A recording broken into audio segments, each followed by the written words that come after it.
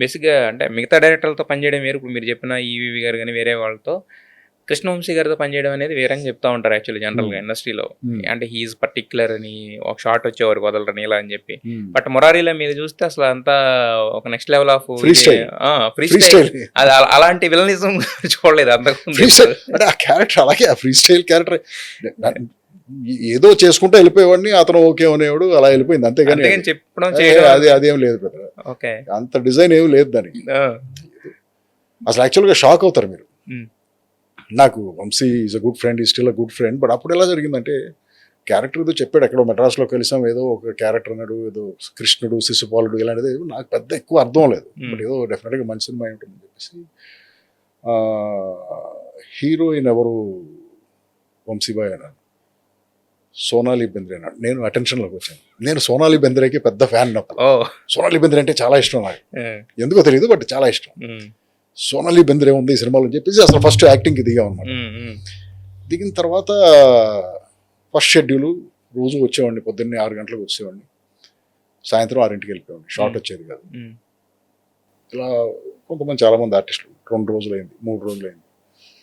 ఓ రోజు సీరియస్ అయ్యి వంశీ దగ్గరికి వెళ్ళి, వంశీబాయ్ నేను పొద్దున్నే 6 అంటే మనం అప్పటికి ఇంకా చాలా ఇన్నోసెంటే, ఏదైనా డైరెక్ట్గా అడిగేయటం, ఇలా అడగకూడదని తెలియదు మనకి.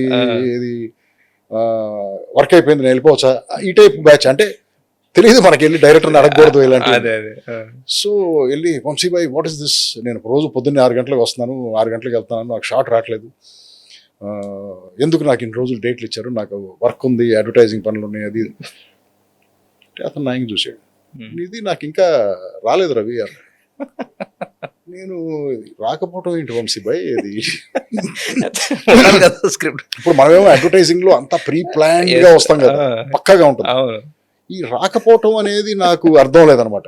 రాకపోవటం అంటే ఒక డైరెక్టర్కి అది రావాలి, కనెక్ట్ అవ్వాలి అనేది నాకు ఇది లేదు, ఉండాలి కదా ప్రాపర్గా, లేకపోతే ఎందుకు నా టైం వేస్ట్, ఇలా ఉండే ఉండను. సరే ఒకరోజు ఫైనల్గా ఇదిగో రవి, మహేష్ను సోనాలి బెంద్రే అక్కడి నుంచి నడిచి వస్తూ ఉంటాడు, నువ్వు లక్ష్మీపతి ఇక్కడ ఉండాలి, ఇంతకుముందు ఏదో జరిగింది, అది కూడా క్లియర్గా చెప్పలేదు నాకు, బట్ అతను చూసి భయపడినట్టు ఏదో యాక్ట్ చేయన్నాడు. సరే అని చెప్పేసి అతను చూసి ఏదో చేస్తున్నాను, ఏదో భయపడినట్టు యాక్ట్ చేశాను. సడన్గా నాకు ఏం చేయాలో తెలియక అక్కడ బకెట్ ఏదో ఉంది, అది తీసి దాన్ని పైకెత్తి ఇలా ట్రైసెప్స్ ఎక్సర్సైజ్ చేస్తున్నాను నేను దాంతో. అది చూసి నవ్వుకున్నాడు అతను. అక్కడ అతను ఆ క్యారెక్టర్తో కనెక్ట్ అయ్యాడు.